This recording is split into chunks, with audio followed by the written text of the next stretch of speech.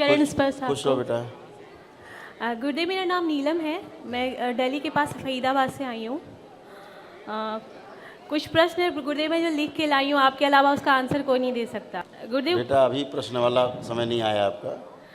जैसे 7 हवन मेरे हो चुके हैं, हाँ। तो आपने बोला कि फिर पूर्वज मुक्त हो आज जाएंगे। मुक्ति होगी। तो ये क्वेश्चन है बाबा जी, प्लीज़ आप इसका आंसर कर स्मृति दो। बनाओगी? नहीं, जी पूछ के स्मृति बनाओगी? नहीं। और नहीं, क्या प्लीज़ बनेगा? थोड़ा सा बता दो, क्योंकि मेरे भाई की डेथ हो गई थी। मैं सिर्फ छोटा था भाई, और बिल्कुल नॉर्मल था, लेकिन अचानक से उसने जाके ट्रेन के सामने छलांग लगा दी। वो हमें पता नहीं कि आज तक कि क्यों उसने ऐसा किया था। नेचुरल था या अननेचुरल था? अभी क्या सुन रहे हो आप हमसे? कुछ भी नहीं होता। आप मरना चाहते हो? जी आप मरना चाहते हो? क्यों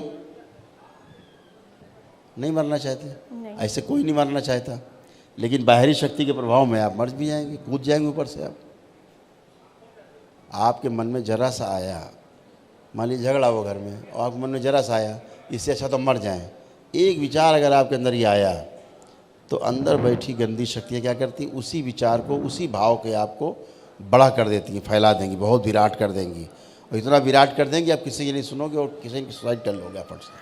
अब गुरुदेव, मेरे साथ भी ऐसा ही हुआ था। मीन्स 15-20 डेज़ पहले जब मैं यहाँ पे आई थी, मैंने आपको 24 अगस्त से देखना स्टार्ट किया था। तो उससे मेरे में भी आया था कि जैसे मैं 11th फ्लोर पे रहती हूँ, फर्स्ट फ्लोर पे रहती हूँ, तो मैं कि नहीं जाओ जाओ जंप करो, ऐसे में आ रहा होता था ना? जी। तो और अचानक से मैं हस्बैंड वाइफ हम लोग सब कुछ बिल्कुल सही है, बच्चे सही है, अचानक से हस्बैंड का पता नहीं क्या बिल्कुल छोटी सी बात पे झगड़ा हुआ। नहीं डिवोर्स लो ऐसे करो, झगड़ा हो गया। फिर तो मैं भागी भागी यहाँ पे आई कि मैंने फर्स्ट टाइम आपको देखा, तो उसके बाद से मैं पागल हो गई। मैंने फर्स्ट टाइम वीडियो आपका आ रहा था, मैंने 3-4 बार हटाया। उसके बाद जब देखना स्टार्ट किया, सारे वीडियो देख डाले, कुछ काम नहीं, कान में लगाया ईयरफोन, बस देखे जा रही हूँ। घर में सब हो रहे हैं पागल हो गई है। तो क्या हुआ कि आपने सब देख डाले, इतने में तो निपट गए मौलाना, देखते देखते निपट गए मौलाना। आप देखते गए, लेकिन गुरुदेव मैं कहीं जाती नहीं हूँ, सिर्फ घर की पूजा करती हूँ। बात सुनो, आप कहीं न जाएं। हवा में प्रदूषण है ही जी, जल में प्रदूषण है ही जी, विचारों में प्रदूषण है ही। आप कहाँ किससे बचोगे? खान पान में है ही गंदगी। आप नहीं सही कर सकते ना अपने आप को, आप उससे प्रभावित में बिना नहीं रह सकते। रह सकते हैं? नहीं रह सकते। तो गंदगी तो बेटा क्या होता है? अट्रैक्ट करती है। अंदर अगर कोई गंदगी है तो बाहर की गंदगी को अट्रैक्ट करती है, आएगी। पितरों में गंदगी है तो बाहर से गंदगी बुलाते हैं, खींचते हैं, तो आपको परेशानी होती है इसी से। अब आप खड़े हैं, अब आपको लगता है हम आत्महत्या कर लें? जी नहीं। अब आपको लगता है? नहीं लगता आपको है। देखने के बाद नहीं लगता। ठीक है, अब नहीं लगता, तो इसलिए लगता है कि गंदगी निकल गई, वो चली गई है। ठीक है ना? तो पितरों में कुछ अच्छे भी होते हैं, कुछ खराब भी होते हैं। अच्छे वाले खुद कुटते पिटते रहते हैं अंदर खुद ही, बदमाश वाले उनको बांध के रखते हैं। और गला में ऐसा लगता है कि कोई खींचे हुए खड़ा बिल्कुल, है ऐसे। बिल्कुल। और सर में बिल्कुल भारीपन, जैसा लगता है कि पानी भरा पड़ा है। जैसे ही आपकी सारी प्रक्रिया पूरी हो जाएगी, आप एकदम अच्छे खड़े होंगे, एकदम फ्रेश खड़े होंगे, कुछ नहीं होगा जी, एकदम फ्रेश। तो गंदगी के बारे में क्या चर्चा करना? कोई अच्छी बात हो तो चर्चा की जाए, गंदगी के बारे में चर्चा नहीं करते। नहीं गुरुजी, मैं प्रक्रिया सारी कर रही हूँ, लेकिन पहले ही मैं तो जैसे आपको होता था जी, कि लगता हम जंप कर जाएं, जी। आपके भाई को कुछ ज़्यादा हो गया कि जंप कर जा, तो कूद गया वो। समझ गया ना? जिसने भावना दी कूद जा, वो कूद गया। अब भाई का क्या दोष? कूदाने वाले ने तो कूदा दिया। अब आप में ज़्यादा जोर पड़ जाता, अब दरबार नहीं आती, तो आप ही कूद जाती एक दिन छत से ऊपर से। लोग कहते आत्महत्या के लिए पता नहीं क्या बात थी। जी, कोई बात नहीं होती, कोई बात नहीं थी। तो ऐसे ही बेटा होता है। बाहरी प्रभाव जो है उससे आप प्रभावित रहते ही रहते हैं, सभी रहते हैं।